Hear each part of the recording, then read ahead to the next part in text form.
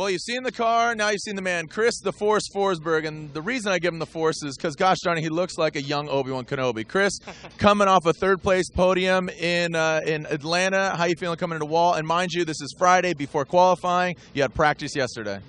Yeah, I mean, coming off podium at Atlanta is awesome. I just absolutely love that track. Our car is so strong there, and coming up to, Northeast, hometown, so to speak, even though it's Jersey, I still got tons of friends and family here, and we had great practice session yesterday, just trying some new things, not really just trying to go for the consistency, but really pushing the limits of the car, and found a couple of things that might actually help us get a little further this round, since we haven't ever podiumed in New Jersey.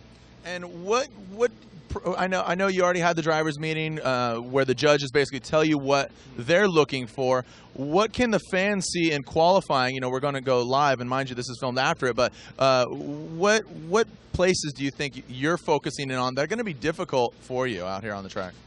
Really focusing on coming off the bank through the start-finish inside clip cone, but right after that, like exploding into huge angle.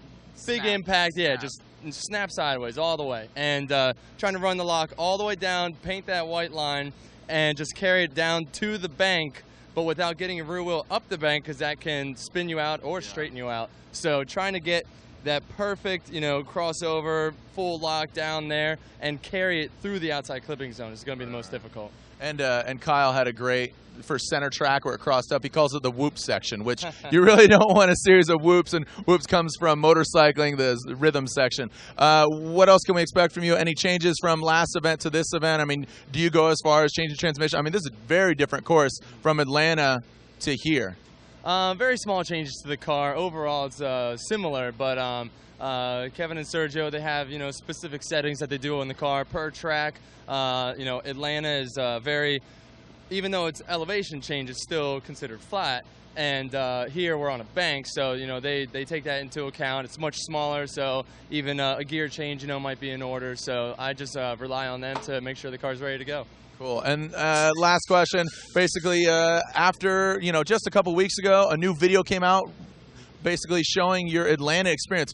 Really cool video done by Hobo Heron and Will Rogie of the Keep Drifting Fun guys. Great video. What do you make of that? I mean, is that progression as far as filmmaking? I mean, you narrated your kind of whole event. I mean, did you have a tough time recalling that, or do you remember it vividly?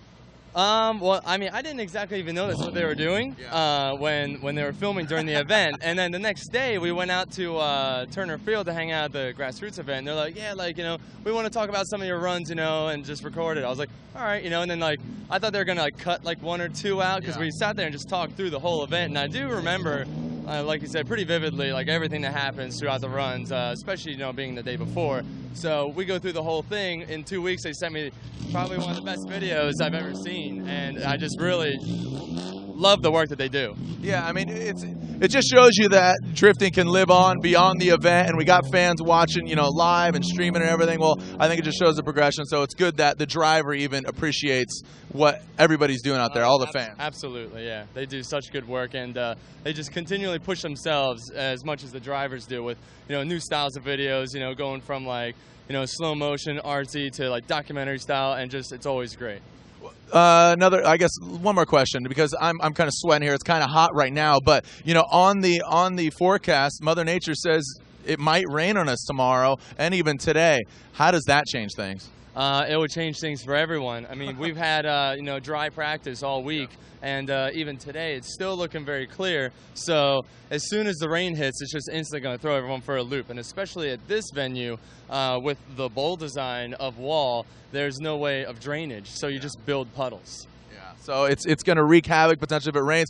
We'll find out. Chris Forsberg, high five, have some fun. You're going to go watch first practice session, and then you got some qualifying. So we will see you later, buddy. All right, thank you. See you out there.